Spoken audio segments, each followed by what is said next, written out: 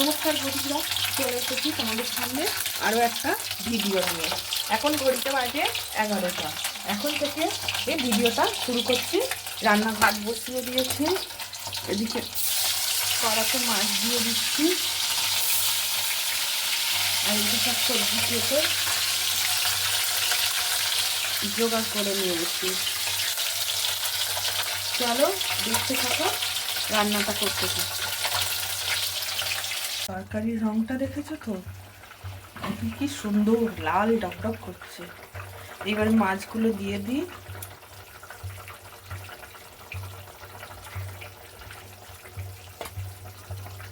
এই মুড়োটা থাক, ওইটা ওই শাকটা চচ্চড়িতে দেয়া হবে। এবার চাপা দিয়ে চলো তোমাদের ছাদে নিয়ে যাই। কেন আমার আজকের ব্লগটা শুরু করতে এত দেরি হয়েছে দেখাবো।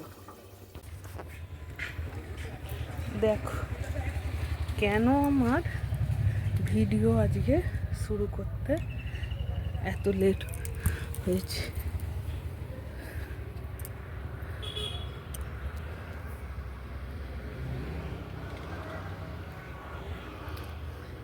এত জামা কাপড় কেচেছি, মনে হচ্ছে যেন আর এক সপ্তাহ কাচতে হবে না। না, আবার কাল। জামা কাপড় কাচার আমার আর শেষ নেই। দেখো বন্ধুরা, আমার রান্না প্রায় সব প্রায় বলা ভুল, রান্না হয়েই গেছে।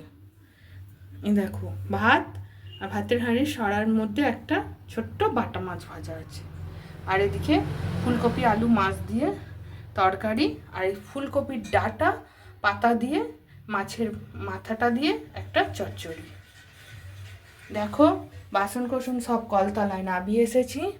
চলো বাসন মেজে রান্নাঘর পরিষ্কার করে আবার তোমাদের সামনে আসছি।